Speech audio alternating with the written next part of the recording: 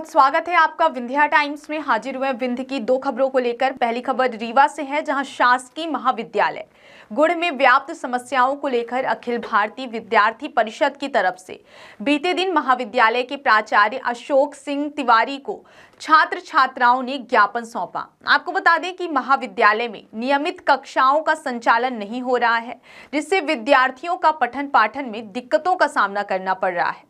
इसके साथ ही अंतिम वर्ष के छात्र छात्राओं की बैठने की समुचित व्यवस्था नहीं है।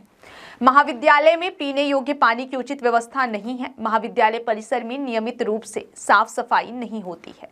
परिसर में गंदगी फैली रहती है एवं प्रोफेसर नियमित रूप से उपस्थित नहीं होती, और यदि उपस्थित होते भी हैं तो हफ्ते भर की उपस्थिति भर कर चले जाते हैं। महाविद्यालय में खेल हेतु मैदान की व्यवस्था नहीं है, जिससे खेल कूद में बाधा का सामना करना पड़ता है।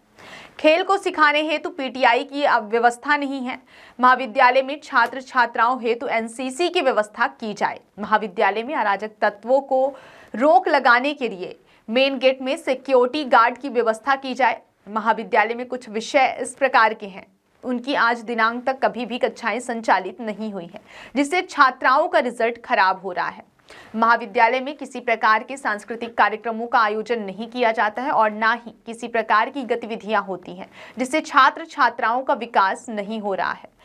महाविद्यालय परिषद में नियमित रूप से ड्रेस कोड का पालन हो तथा बिना ड्रेस कोड के प्रवेश निषेध किया जाए। छात्र छात्राओं का रिजल्ट खराब एवं रुका हुआ है, उसे सुधार कराया जाए। अखिल भारतीय विद्यार्थी परिषद के कार्यकर्ताओं ने कहा कि अगर छात्र एवं छात्राओं की समस्याओं का जल्द निराकरण नहीं किया गया तो महाविद्यालय में तालाबंदी की जाएगी। आज यहाँ पे धरना दिया गया है और ये धरने का कुछ निष्कर्ष निकला है सर? जी देखिए, विद्यार्थी परिषद जैसा आप सबको विदित है कि विद्यार्थी परिषद अपने स्थापना काल से हमेशा छात्र हित की लड़ाई लड़ता आया है। इसी समन्वय को लेकर आज हमारा जो महाविद्यालय कैंपस गुड़ है, यहाँ में लगभग 1000 से 1500 छात्र अध्ययनरत है। महाविद्यालय कैंपस की स्थिति आप देखिए, जो कि महाविद्यालय कैंपस में सबसे प्रथम बात आती है शुद्ध पेयजल की। महाविद्यालय कैंपस में आज तक एक आरओ की व्यवस्था नहीं है और यहाँ पे अभी तक शुद्ध पेयजल की व्यवस्था नहीं है, जो कि हमारे छात्र छात्राओं के लिए सबसे पहली जिम्मेदारी, सबसे पहली आवश्यकता होती है शुद्ध पेयजल की। और महाविद्यालय कैंपस में ना तो क्लास लगती समय से, ना महाविद्यालय कैंपस में समय से समय तक टीचर आते हैं, ना महाविद्यालय कैंपस में कोई खेलकूद या अन्य गतिविधियां कराई जाती हैं। ऐसी कई सारी समस्याओं को लेकर और विद्यार्थी परिषद के छात्र नेताओं ने, छात्रियों ने इसको लिए आंदोलन किया है। अगर हमारी ये मांगे एक हफ्ते के अंदर पूर्ण नहीं की जाते तो विद्यार्थी परिषद उग्र आंदोलन के लिए बाध्य होगा। कितने दिनों के लिए आपको प्राचार्य ने आश्वासन दिया है? प्राचार्य महोदय ने एक हफ्ते के अंदर अगर ये मांगे नहीं पूरी होते तो हम लोग बड़ा आंदोलन करने के लिए बाध्य होंगे। और प्राचार्य महोदय ने हम लोग को आंदोलन में लिखित दिया है, ये देख सकते हैं आप, इसमें लिखित दिया है और साइन किया है कि एक हफ्ते के अंदर सारी मांगे विद्यार्थी परिषद की पूरी हो जाएंगी। अगर नहीं पूरी हुई तो विद्यार्थी परिषद उग्र आंदोलन और महाविद्यालय कैंपस को बंद करके एक बड़ा आंदोलन करेगा। क्या नाम है आपका? मेरा नाम सतीश तिवारी है। मैं अखिल भारतीय विद्यार्थी परिषद का प्रांत कार्य समिति सदस्य हूँ और रीवा जिले का रीवा नगर का नगर मंत्री। क्लास लगती है, टीचर हफ्ते में एक दिन आते हैं, 10 दिन का साइन करके चले जाते हैं।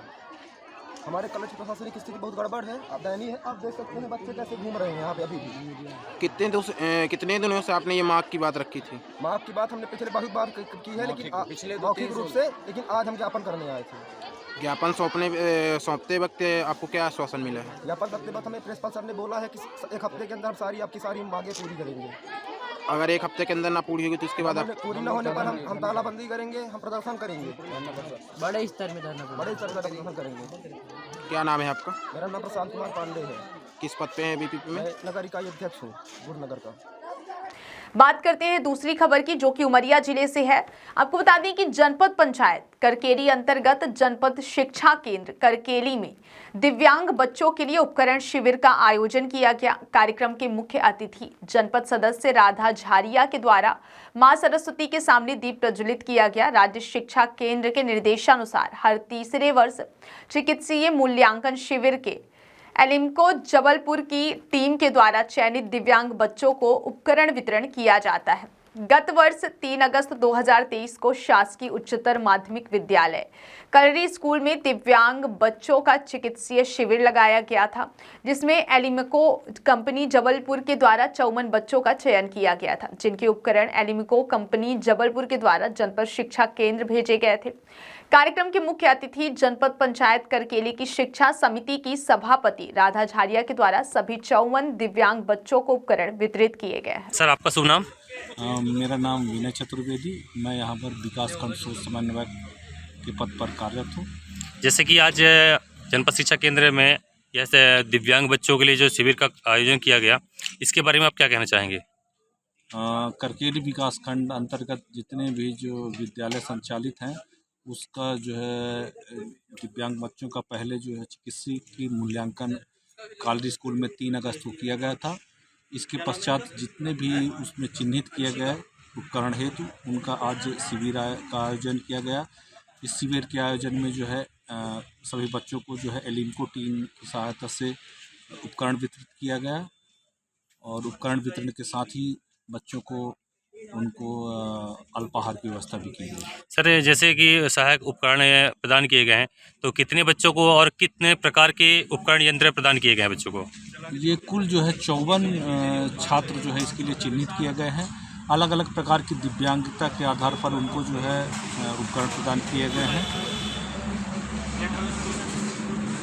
जैसे कि बच्चों को सहायक यंत्र दिया गया है, तो उसमें बच्चों को से कुछ राशि ली गई है या मुफ्त में दिया गया है? इसमें किसी प्रकार की राशि नहीं ली जाती है। ये जो है निःशुल्क है।